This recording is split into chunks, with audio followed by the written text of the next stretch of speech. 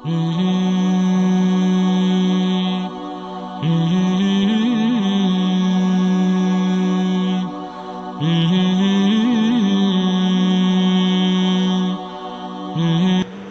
nadatnyan niya ang mga sahaba sa masjid at sinabi niya, tunay na nakita ko kagabi.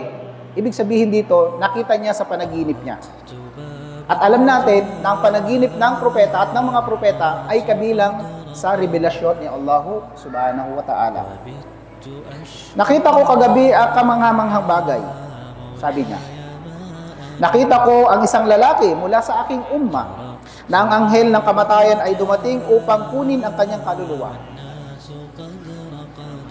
Ngunit ang kabutihan niya sa kanyang mga magulang, ang mabuting pakikitungo niya sa kanyang mga magulang ay dumating at itinaboy ang anghel ng kamatayan mula sa kanya.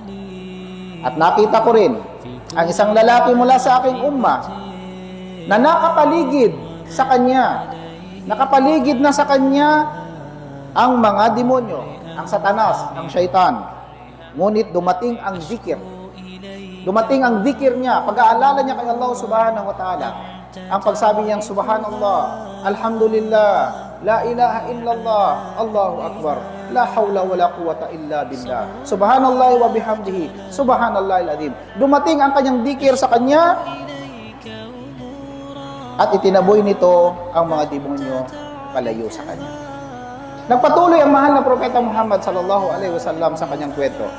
Nakita ko ang isang lalaki mula sa aking umma na napapaligiran na ng mga anghel ng kaparusahan. Nakapaligid na sa kanya ang mga anghel ng kaparusahan, mga anghel na inatasan ni Allah upang magparusa sa mga makasalanan at mga suwain. Ngunit ang kanyang sambayang ay dumating at iniligtas siya sa kanilang mga kamay. At nakita ko rin ang isang lalaki mula sa aking umma na nauuhaw sa tuwing siya ay lalapit sa lugar ng haub. At ang haub ay ang batis na inilaan ni Allah para sa mahal na propeta Muhammad sallallahu alaihi wasallam upang inumin, at doon siya naghihintay sa kanyang umma. Doon tayo hinihintay ng mahal na propeta Muhammad sallallahu alaihi wasallam upang uminom tayo sa kanyang haub, at ang sino mang makaiinom dito ay hindi na mauuhaw magpakailanman. Sa tuwing siya ay lalapit sa lugar ng haub, siya ay pinipigilan at itinataboy. Yung lalaki na yon, hindi siya nakakalapit sa haub ng mahal na propeta Muhammad sallallahu alaihi wasallam. Ngunit, dumating sa kanya ang pag-aayuno sa buwan ng Ramadan. Dumating ang kanyang ayuno sa buwan ng Ramadan at dumilig ito sa kanya at pumawi ito sa kanyang uhaw. Ayuno, mga minamahal kong kapatid sa pananampalatayang Islam. Papawi sa ating pagkauhaw sa araw ng paghuhukom, na kung saan ibababa ni Allah ang araw sa layo natin ng 1 milya lamang. At walang pasisilungin si Allah subhanahu wa ta'ala maliban na lamang sa kung sino mang itinakda niya na pasisilungin niya mula sa kanyang mga alin. Nagpatuloy ang mahal na propeta Muhammad sallallahu alaihi wasallam. Nakita ko ang isang lalaki mula sa aking umma. At nakita ko ang mga propeta na nakaupo ng pabilog. Sa tuwing lalapit siya sa isang pabilog, yung lalaki na iyon, siya ay tinataboy at pinipigilan. Ngunit ang kanyang ritual na paliligo pagkatapos ng karumihan, ang kanyang janaba, ang guslul janaba, ang pagligo niya mula sa janaba ay dumating at hinawakan siya sa kamay at pinaupo sa tabi ko, sa tabi ng mahal na propeta Muhammad sallallahu alaihi wasallam. Nakita ko ang isang lalaki mula sa aking umma na napalilibutan ng kadiliman. Sa harap niya ay dilim, sa likuran niya ay dilim, sa itaas niya ay dilim, at sa ibaba niya ay madilim. Naguguluhan siya sa lahat ng mga ito. Pagkatapos, ang kanyang hajj at ang kanyang umrah ay dumating upang ilabas siya mula sa kadiliman at ipinasok siya tungo sa liwanag. Mayroong isang lalaki sa araw ng paghukom na ang records ng kanyang mga gawain ay natanggap na niya sa kanyang kaliwang kamay. At alam natin, nababasa natin ang maraming aya at narinig natin sa mga khutbah. Ang kalagayan kapag ang isang tao ibibigay sa kanya at matatanggap niya ang talaan ng kanyang mga gawain sa pamamagitan ng kaliwang kamay. Etong sitwasyon ng alipin na ito. Pagkatapos, ang kanyang takwa kay Allah ay dumating sa kanya. Kinuha ang kanyang talaan at inilagay sa kanyang kanang kamay. Nakita ko ang isang lalaki mula sa aking umma na ang timbangan ng kanyang mabuting gawa ay magaan. Magaan. Faman taqulat mawazinuhu fahuwa fi 'ishatir radiyah. Magaan.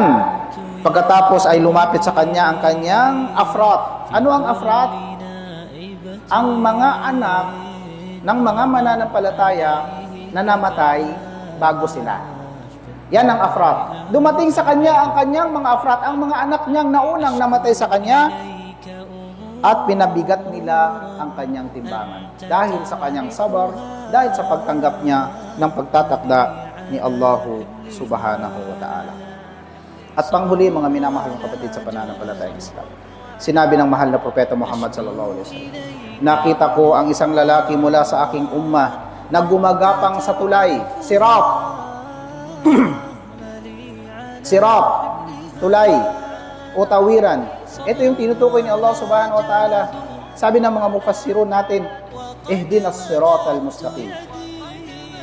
Gabayan mo kami, ya Allah, sa sirat al-mustaqim. Ito yung tulay o tawiran na tatawirin ng bawat tao sa araw ng paghukom. Ang dulo nito ay Jannah, paraiso, at ang ilalim nito ay impyerno. Ilayo na tayo ni Allah subhanahu wa ta'ala mula sa pagkapahamak sa sirat. Sabi niya, nakita ko ang isang lalaki mula sa aking umma na gumagapang sa tulay sa ibabaw ng impyerno. Kung minsan ay gumagapang at kung minsan ay nakabitin. Dumating sa kanya ang kanyang salah. Dumating sa kanya ang kanyang salah. Itinayo siya sa kanyang mga paa at iniligtas siya. At panghuli, nakita ko ang isang lalaki mula sa aking umma na nakarating na sa harap ng mga pintuan ng paraiso. Nakaharap na siya sa harap ng pintuan ng paraiso. Subalit, ang mga pintuan ay sinara na sa kanya. Pagkatapos, ang kanyang syahada. Ang la ilaha illallah na sinabi ng mahal na propeta Muhammad sallallahu alaihi wasallam. Ang la ilaha illallah ang susi ng pintuan ng paraiso.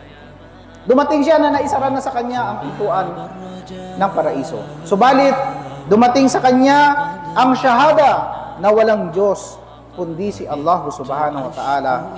Kaya ang pintuan ay binuksan para sa kanya at siya ay pinapasok sa paraiso. Subhanallah.